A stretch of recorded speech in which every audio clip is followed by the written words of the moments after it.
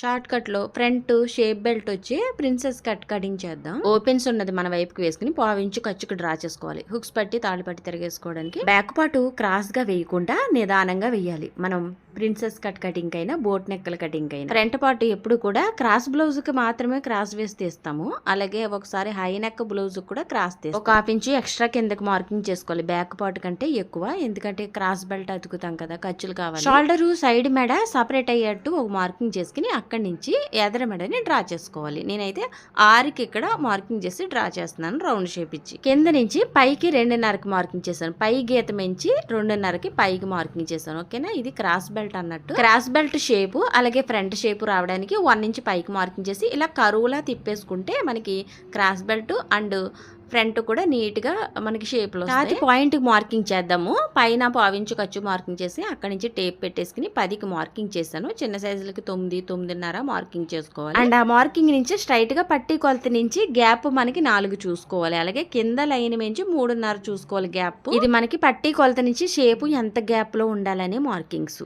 ఇక పై మార్కింగ్ ని కింద మార్కింగ్ ని కలిపేస్తే మనకి డాట్ హైట్ వస్తుంది. ఇక సంక మిడిల్ లో మార్కింగ్ చేసుకుని ఇలా కరువు తిప్పేసుకో. ప్రిన్సెస్ కట్ షేప్ రెడీ అయినట్టే. సంక డాట్ ని అండ్ పెద్ద డాట్ ని కలిపేస్తున్నాం అంతే. అండ్ అలాగే పెద్ద డాట్ కి కావాల్సిన ఫ్యాబ్రిక్ ఇక్కడ 2కి తీసుకున్నాను. చూడండి, ఇక్కడ కరువు షేప్ లో నీట్ గా ఇలా గీసి వేసుకోవాలి. చంక దగ్గర కూడా ఒక 1/4 ఇంచు అలా ఖర్చుని తీసుకోవాలి. చంకలో లోతు కూడా ఒక 1/2 ఇంచు లోపలికి మార్కింగ్ చేసుకుని అటు షోల్డర్ గిటి సంక వైపు కలిపేసుకోవాలి. ఇక్కడ మనకి డాట్ కి ఎంత ఫ్యాబ్రిక్ అయితే తీసుకున్నామో అదే సేమ్ ఎక్స్ట్రా అవతల వైపు తీసుకోవాలి. అండ్ అలాగే సంకలోంచి వచ్చే డాట్ కూడా 1/4 ఇంచు తీసుకున్నాం కదా, ఆ 1/4 ఇంచుని కూడా అటు పెంచుకుని ఇలా లైన్ గీసుకోవాలి. స్ట్రైట్ వేసి తీస్తున్న కటింగ్ లో ఒక్క 1/4 ఇంచు ఖర్చు కూడా మీరు మిస్ చేయడానికి ఉండదు. మిస్ చేస్తే చాలా తక్కువ అయిపోద్ది. క్రాస్ బ్లౌజ్ కటింగ్ కి మనం ఎక్స్ట్రా ఖర్చు తీసుకోము డాట్ కి కదా, అది ఎందుకంటే సాగుతుంది కాబట్టి క్లాత్ తీసుకో. చూడండి, ఇక్కడ డాట్ వేసేస్తే ఈ క్రాస్ బెల్ట్ ఇలా సరిపోద్దని చూపిస్తున్నాను. ఇక ఈ డాట్ కి మనం ఫ్యాబ్రిక్ కొలుచుకున్నది కట్ చేసేసుకోవాలి. డాట్ కి తీసుకున్న ఫ్యాబ్రిక్ బయటికి రిమూవ్ చేసేసి అప్పుడు అతుకుతాం. ప్రిన్సెస్ కట్ అంటే చూడండి, ఈ విధంగా నీట్ గా పెట్టేసుకుని పై ముక్క గానీ కింద ముక్క గానీ